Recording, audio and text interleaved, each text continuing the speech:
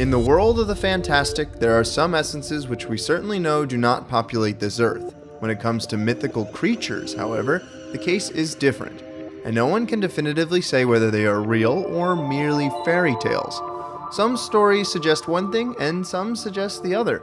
But we'll probably never know whether these 5 creatures are really out there. Let's go. Number 5. Ahu. Have you ever heard of this fearsome giant bat? The reports of this animal are incredibly thin on the ground, and yet it has fascinated many researchers of cryptozoology. When Dr. Ernest Bartels visited Mount Salak on the Indonesian island of Java in 1925, he suddenly heard a terrible scream. Over him flew a giant bat-like animal that seemed to utter the sound "Ahu."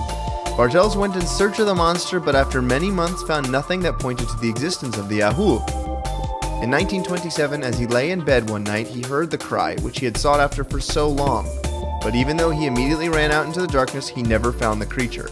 The Ahu resembles a very large bat with a wingspan of 3 to 4 meters, and its cry is only rarely heard from isolated dwellings in the wilderness. Some cryptozoologists suspect it could be an extremely isolated living species of the Petasaurus. Others see similarities to Kangamato in Africa, whose existence could also not be proven conclusively. Number 4. Sea serpents. While there is plenty of discussion of sea snakes in old legends, they have little to do with the forms that we know them today. These are 1.2 to 1.4 meters long and are not particularly spectacular, but according to reports, there were also enormous manifestations of this creature in earlier times, which could make ships sink and drag people to the depths of the sea. According to current knowledge, it is suspected that carcasses of then unknown marine species have led to these misinterpretations. When giant sharks, for example, undergo the process of decay, their bodies take on odd shapes, which people have believed to be those of sea serpents.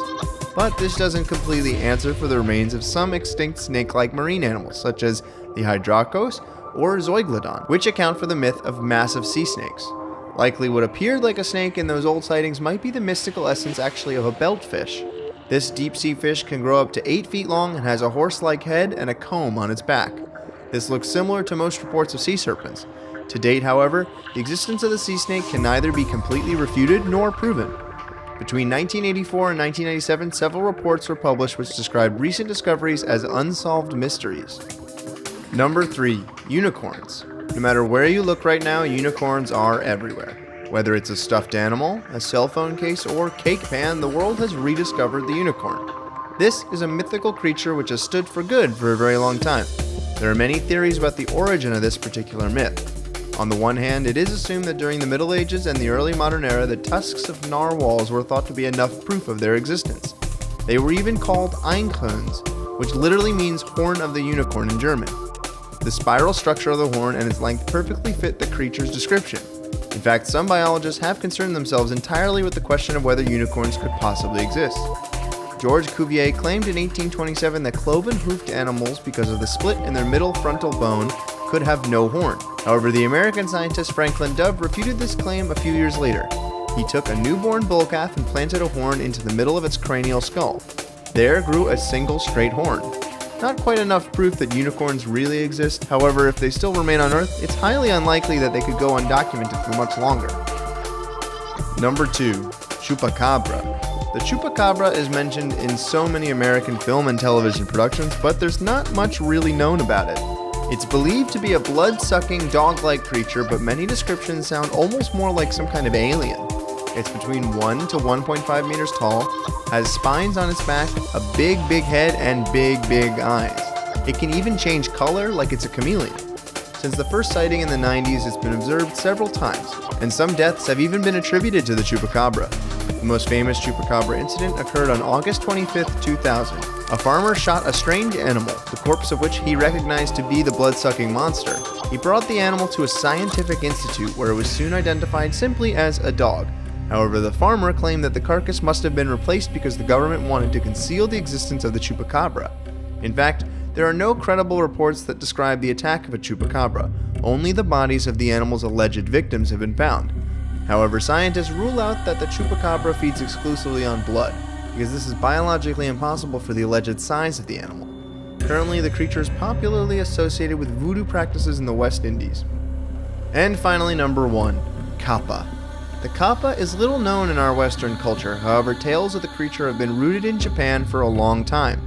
Loosely translated, kappa means river child, and refers to a water demon, but also carries the feature of some kind of lower deity. The legend first began in the Chronicles of Japan Nihon Shoki, which was completed in the year 720. Here there were mentions of a water snake living in the river Kaheshima that attacked the people who passed by the area. These stories about aquatic demons were transmitted orally for decades. In the first half of the 19th century, they even began to document the legends and reports scientifically. So in the mid-80s, the ethnologist Junichiro Ishikawa began to map out the different names and natures attributed to similar creatures. Some described it as a monkey, a turtle, or even an otter, while the majority referred to its childlike shape. In most stories, the creature has webbed hands and feet, as well as a beak-shaped mouth. But what's particularly interesting about the character is that it's described by many authors as ambivalent. On the one hand, it's called a destructive demon, but also described as a god of water and of nature. It can be perceived as a metaphor for the destructive forces of nature, but with sufficient care, people can resist it. It can also help individuals working in the fields by revealing secrets of nature and curing diseases. It's also strangely associated with fertility and harvest, even though it can often kill people in cold blood, supposedly. Okay folks, well I hope you found these creatures fascinating, and if you ever run into one, please take a good picture. If you like this video, why not check out another one here? Until next time, bye!